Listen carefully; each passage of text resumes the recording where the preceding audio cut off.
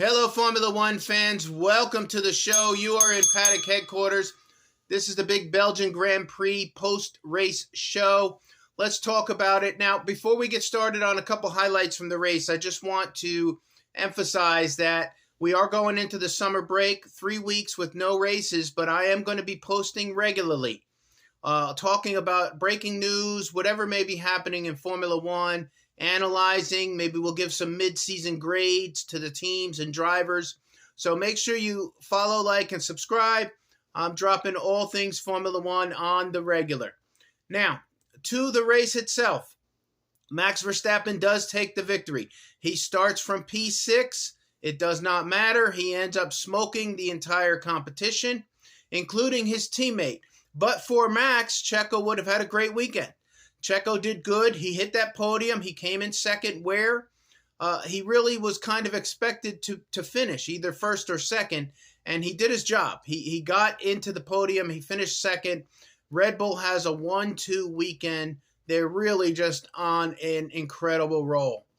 Coming in third, Charles Leclerc does a great job for Ferrari. They handle the race well. Unfortunately for Carlos suffers some damage, and he gets knocked out of the race. He gets a DNF. He does not finish. Now, it was a little tricky early in the race, some contact. The other did not finish. DNF was Oscar Piastri. Unfortunately, he was really setting himself up for a pretty good weekend as well, but McLaren had some issues that they ended up working through. We'll talk about that in a second. The track itself, it was light. It was drier than they expected. When you have a race weekend, they set the car up differently depending on the track and depending on the weather. And whether there's more downforce or less downforce really is determined whether you're expecting a drier, racetrack, no wet conditions, or whether you're looking at racing in the rain. So you can, a lot of the teams expected more rain. It was very light rain, and it didn't stick around for longer than, 7-8 minutes. So that was the deal with that. There was multiple pit stops, multiple tire strategies.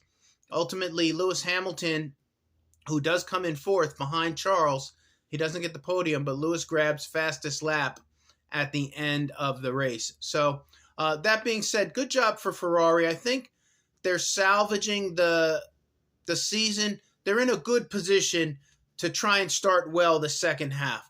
They're not too far behind. They can just, with very little tweaking and certainly some improved strategy, they can really show some nice improvement. So that's the deal with Ferrari. Charles Leclerc does hit the podium. Congratulations to him and all of the Ferrari fans.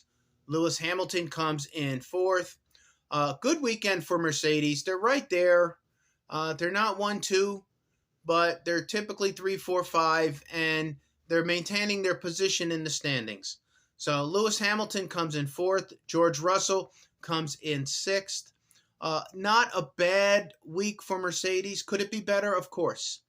Could it be worse? Of course. So I'm going to say hang tight for Mercedes. Let's see how they come back the second half of the season. Fernando Alonso, Aston Martin, they're not competing for podiums again, but they're right there in that pack fight as well. So Fernando does a really good race. He runs a nice race after spinning out of the sprint yesterday, and he comes in fifth place. So he gets the points in the championship race and the Drivers' Championship for himself. So he's doing what he can be doing, even though that program, the Aston Martin program, has tapered off and they're no longer fighting for podiums. They need to turn that direction around. Stroll comes in ninth. Lance Stroll comes in ninth. So they had two cars in the points, Aston Martin. And, Lance Stroll, he's always just a couple steps behind Fernando, never really challenging. He's enough to do enough.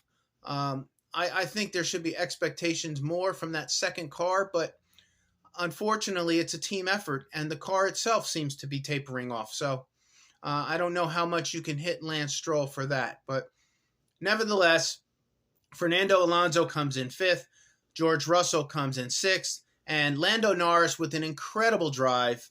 McLaren really had some issues with Oscar getting knocked out early, but Lando managed the tire situation, managed the weather, and really did about as well as McLaren could do, coming in seventh to salvage the weekend.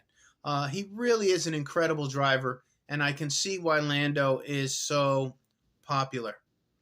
Esteban Ocon comes in eighth, gets some well-needed points for Alpine. Really, I think for Alpine, they just needed some morale boosting as they're losing their team principal and their sporting director.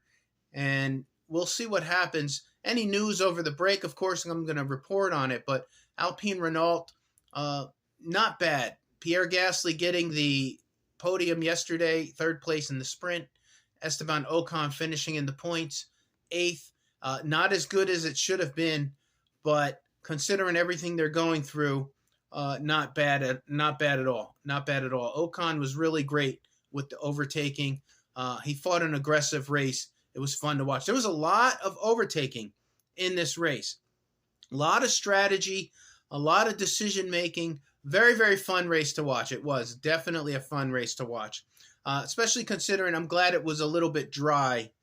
You know, I don't like them racing in all of that wet weather, even though it creates some opportunity for other teams. But it was a good race. It was a good race.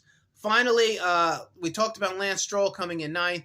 Yuki comes in 10th. He gets in the points for AlphaTauri. A really good weekend for him as well. Got to overtake a few. And really, I guess, you know, like I said in my prior video, Yuki is racing against one driver the rest of the season. And that is Danny Ricciardo. And Danny is fast. And he finished towards the back of the pack there. But Yuki drives that car, gets into the 10th place, gets a point for AlphaTauri.